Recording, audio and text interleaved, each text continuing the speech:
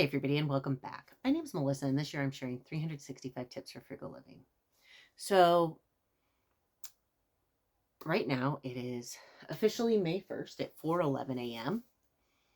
And for the past couple of days, I have seen things about ships not coming in to places on the West Coast like Seattle and LA from China. I've seen people warn about empty shelves and supply chain shortages. I've seen people concerned. I've heard people are out buying cars just in case.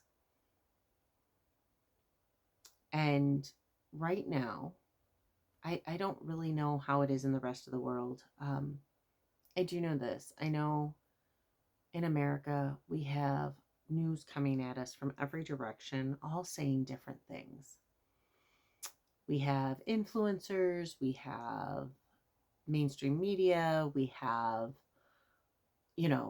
other random media outlets, we have misinformation, we have Russian bots, we have social media, we have Facebook, we have memes, we have all sorts of things. Probably should have logged on to Ground News today and checked. I kind of go to Ground News like for a more center based thing because like it'll tell me each one. But I don't know how it is in other countries because we're only getting bits and pieces. And one side is saying that all these other countries are with us, and the other side is saying all of these other countries are against us. And I'm seeing on social media different things from people from other countries. God, it would be nice to just be able to know. Like, I am so jealous of you. What do y'all call polyglots or whatever, who speak like a bajillion different languages? Heck, I would love to be bilingual. I suck at languages.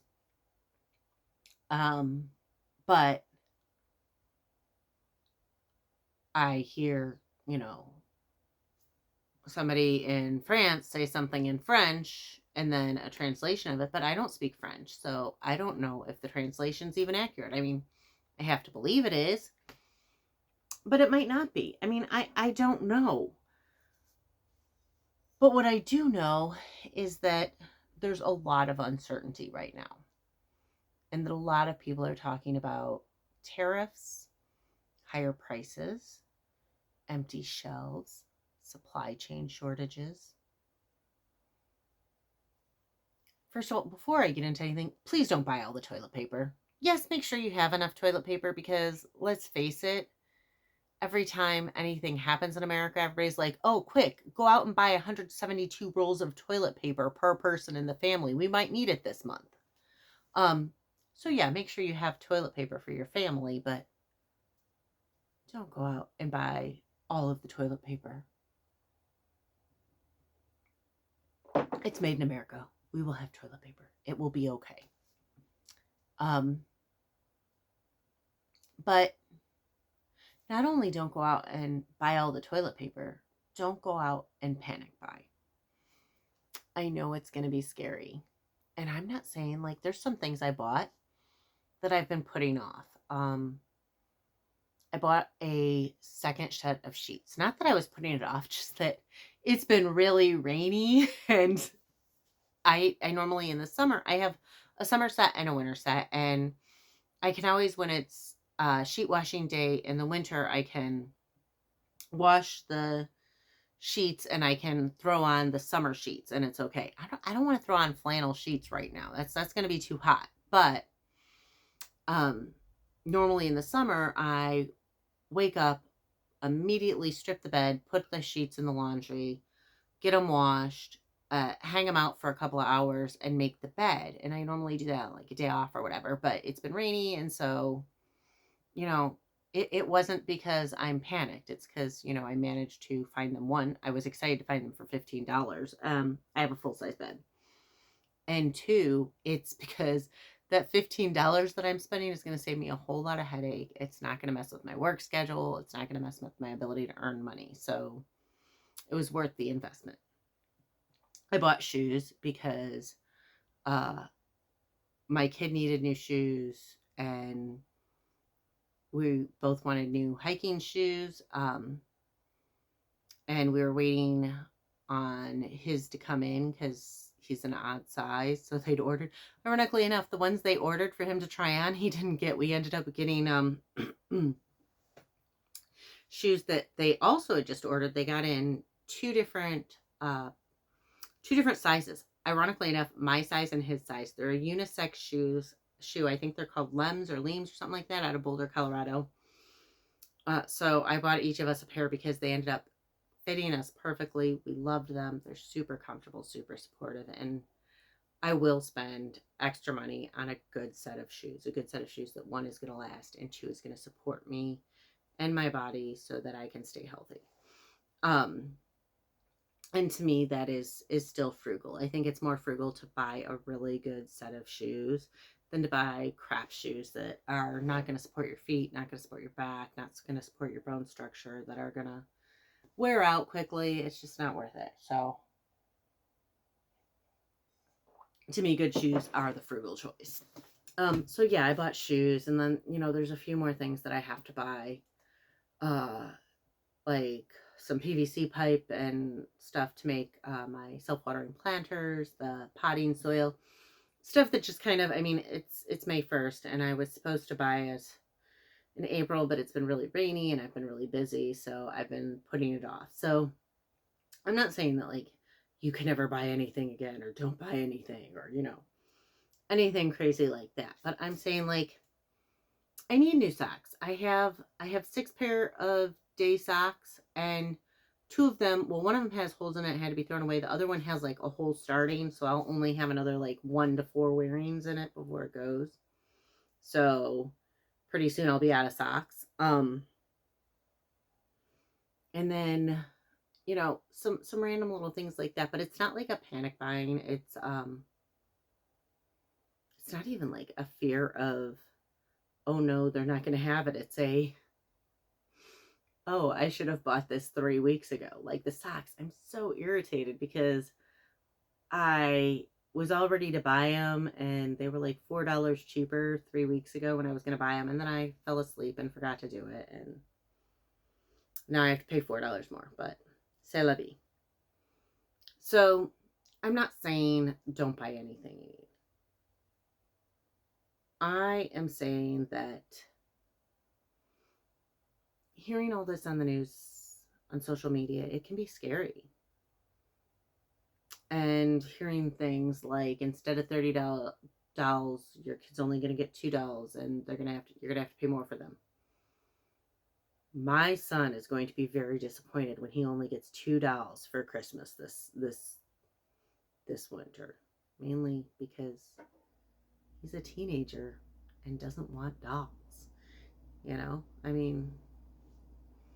What teenage boy do you know that wants dolls? Well, actually, I did know a couple of them who were really into like design. Like they did like one of them made Barbie clothes, like custom Barbie clothes. But the majority of them, and honestly, that kid didn't need a fancy Barbie. They just needed any Barbie to be their model. Like it could have been that Barbie that has the shaved head or the partially like cut off hair and the random makeup drawn on. But it's I think we have a hyper consumerism society in America. I think that the shelving shortages are going to suck, and it's going to suck for businesses, and it's going to suck as employees get laid off. It's going to all suck. It's going to suck for you. It's going to suck for me. It's going to suck for all of us. But maybe you do need new sheets like me. Maybe coincidentally you do. Or need new towels. Maybe you coincidentally also do. But do you need to redo every single bedroom in your home? Probably not. Do you need a new summer wardrobe? Probably not. I've lost 150 pounds. Today was the day that I officially hit 150 pounds. I am 75% of the way to my goal. I'm super excited. Um, it's in under a year, technically. I'm still about a week away. 150 pounds. So, yay me. I'm still not going out and buying a whole new wardrobe. I um I don't need it.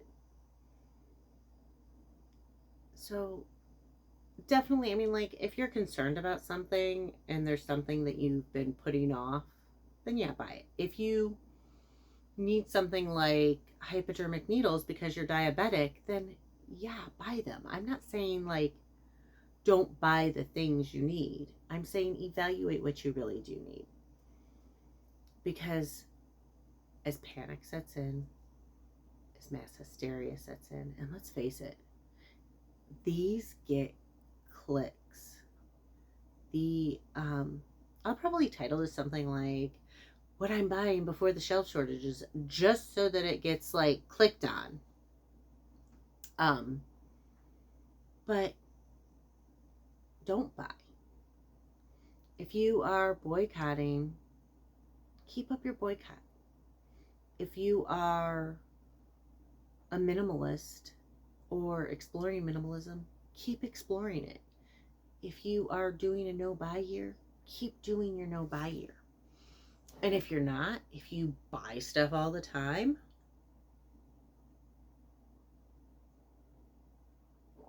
reevaluate.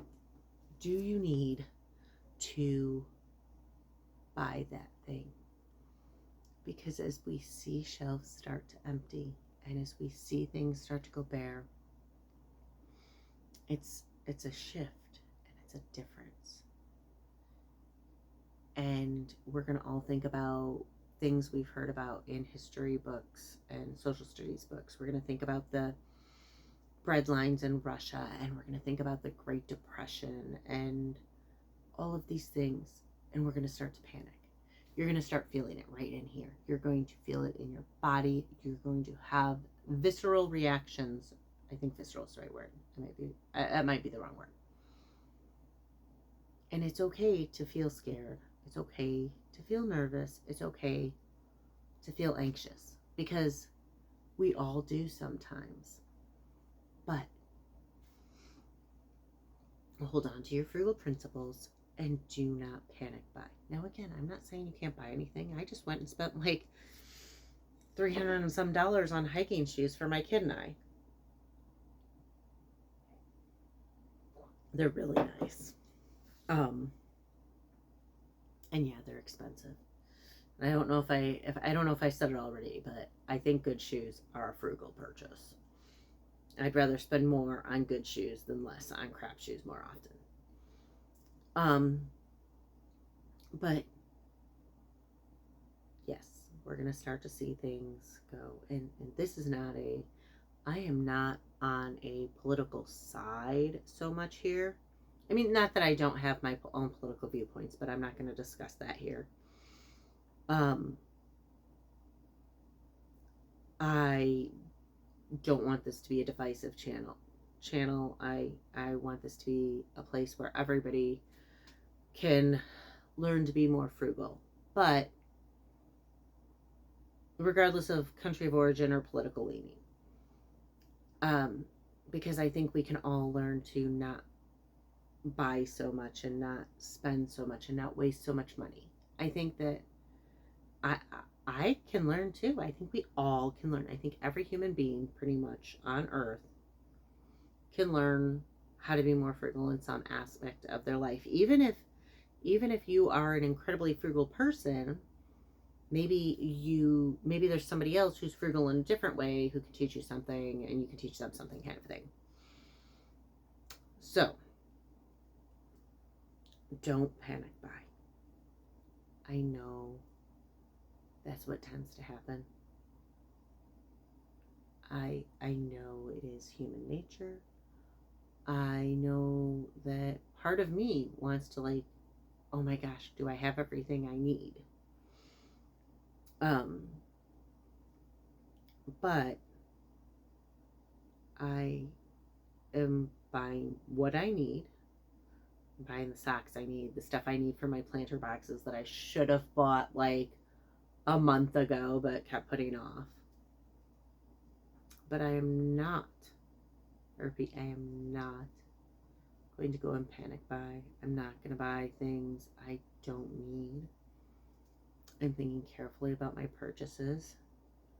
I am not just, running out willy-nilly and getting things that I don't need. And I encourage you to also not run out and get things you don't need. It's going to be scary. This is not a politically motivated thing. I don't know if the shortages will happen for sure or not. I don't know if I don't know what it's going to look like, but I do know that we're seeing warnings about price increases. We are seeing warnings about shelves going empty. People are going out and buying cars so that they can get the cars that are on the lot now and don't have tariff prices. So I get it, it's scary, but if you weren't planning on buying something this year, don't buy it. If you weren't planning on buying something, I mean, like, you have a car, it's 2 years old, and you're going out and replacing it because you might have to pay more in 3 years, versus you have a car and it's, 10 years old and you were planning on replacing it in June and you decide to replace it this month. That's a little different than, So, breathe. Don't panic. We will get through this. Do not panic buy. Save your money. And breathe. Anyways, again, my name's Melissa, and this year I'm sharing 365 tips for frugal living. Along the way, I'll also show frugal recipes and give you tips for minimalism as part of my frugality. If you want to hear more, please hit like and subscribe, and I'll see y'all tomorrow.